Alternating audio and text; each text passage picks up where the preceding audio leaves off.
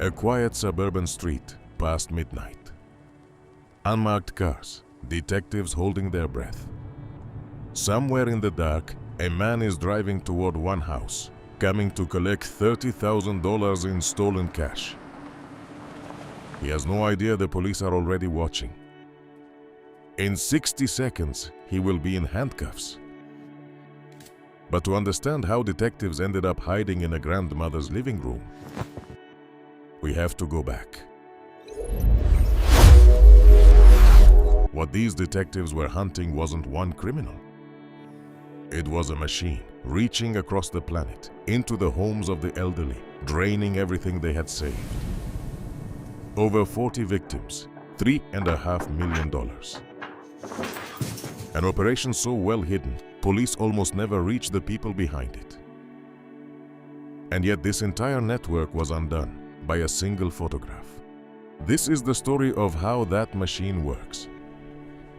How it turns a single phone call into a lifetime of savings gone in an afternoon. How it hides its masterminds behind an ocean and a phone line. And how 3 detectives, one suspicious stranger and a single mistake, finally dragged it into the light. It all starts with a voice on the phone, thousands of miles away. In a room the victims will never see, the work begins. Rows of workers sit behind headsets and glowing screens, reading from a script. To them, the people they call are not human beings. They are just names on a list of the trusting, the lonely, and the old. The method is always the same: fear and urgency. A frightening message flashes on a screen. A stern voice claims to be from the government. Your identity has been stolen. You've missed jury duty. Your savings are not safe. And there is only one way to fix it, right now, before it's too late. It is a trap built entirely out of panic. The victim is kept on the phone for hours, not allowed to think, not allowed to call anyone. Every question is answered with a new threat. And slowly a lifetime of caution is replaced by a single desperate thought: make it stop. Sometimes they demand cash, but increasingly they demand gold. Victims are told to empty their retirement accounts, buy gold bars, and hand them to a courier for safekeeping. Gold is quiet, gold is portable, and once it's gone, it's almost impossible to trace. In one recent year, this single trick cost American seniors more than $200 million. These are large networks of people that are contacting victims all day long. Large groups of call centers that are organized, and they're just going down the list of all the data that they've purchased or stolen. That is the machine. Now meet one of the names on its list. Now picture one of those names on the list. An older woman at home on an ordinary afternoon. The phone rings. The voice on the other end is calm, official, and absolutely certain. He says he's a federal investigator. He says her savings are in danger. And he says he is the only one who can help. Hour after hour, the pressure builds. Don't tell your family, they might be involved. Don't hang up, the line must stay open. To protect your money, he says, you must move it out of the bank. Into cash, into gold. And a trusted agent will come to your door to keep it safe. And here is the cruelest part. When the truth finally lands, most victims don't feel anger, they feel shame. They blame themselves for believing, and so they stay silent, and the criminals count on that silence. But being targeted is not a failure. These schemes are engineered by professionals to break down anyone at any age. Her savings were ready to be taken. And now the ring sent someone to your door in person. This is where the voice on the phone becomes a person on your doorstep. Her name was Xin Liu, a 40-year-old courier, the ring's hands in the real world. Over 8 days in July, she drove across Florida, from home to home, collecting the money the callers had frightened loose. At each door, she used a fake name and claimed to be an investigator with the FBI. She collected packages of cash and gold, checked what was inside, and passed it up the chain, keeping a cut for herself. One of her stops was a senior assisted living community, where a resident was waiting to hand over everything. To the victims, she looked like the rescue they'd been promised. In reality, she was the last hand to close around their savings. What makes this machine so hard to stop is how it protects itself. The couriers on the ground are kept in the dark, often just told to drive to an address and secure a package, nothing more. They are cheap, they are replaceable. And when one is caught, the voices at the top simply send another. For months, it worked flawlessly. Until one man at one door did the one thing no victim is ever supposed to do. But the machine had a weakness, and in July of last year, it finally slipped. A man in Manatee County got the same call, a stranger posing as the Federal Trade Commission, demanding money now. But this man didn't panic. Something felt wrong, so instead of paying, he decided to watch. When the courier arrived at his home to collect the cash, he quietly raised his phone. He photographed her face. He photographed her car. And then he did the one thing the scammers never expect a victim to do. He called the police. Hello? That single photo would unravel everything. One photo, one license plate. It was the first solid thread investigators had ever gotten their hands on, and they pulled it hard.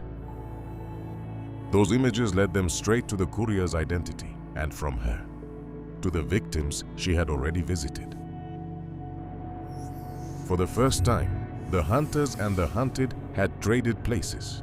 That photo led detectives to Xin Liu, and her arrest cracked the case wide open, leading them to more victims and to that 79-year-old woman from the very beginning. She had already lost over $200,000. And now, as detectives sat in her living room, the phone rang. The scammers were back, asking for $30,000 more. Picture the scene. A quiet suburban street, unmarked cars, detectives holding their breath, watching a single front door. Somewhere, a courier is driving toward that house, believing this is just another easy payday. He has no idea he is about to walk straight into the one thing this operation was never built to survive. The police, waiting. But this time the trap belonged to the police. They let the scammers believe it was working. They arranged the drop. And when the courier came to collect the $30,000, detectives were watching every move. The pickup that was supposed to end in another stolen fortune ended in handcuffs. The man they arrested that night was a second courier. Another link in the same chain, allegedly sent to collect what the callers had stolen. He is presumed innocent, and his case is still moving through the courts. But the sting proved something powerful. The machine could be caught, and the detectives were only getting started. As investigators pulled the thread, the true size of the operation came into view. More than 40 victims spread across the state of Florida. Losses of over $3.5 million. A third courier was arrested, and a search of a connected home uncovered thousands of counterfeit goods, opening a whole new federal investigation. For Xin Liu, the courier who knocked on those doors, the reckoning was real.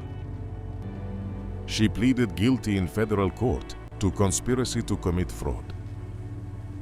She was sentenced to 27 months in federal prison, ordered to pay the money back, and will face deportation once her sentence is served. But the people at the top the voices in that faraway call center were never in the room. They are still out there, still dialing, protected by an ocean and a phone line. I am transferring your call now. It took the FBI, Homeland Security, and detectives across Florida just to reach the couriers at the bottom. Because a machine like this is built to keep the people who run it invisible. For the victims, a conviction is justice, but it is rarely a refund. Money sent as gold or crypto usually vanishes for good, wired overseas within hours. Some lose their savings, some lose their homes. Many lose something harder to measure, the feeling that their own judgment can be trusted. That is the real cost, long after the headlines fade.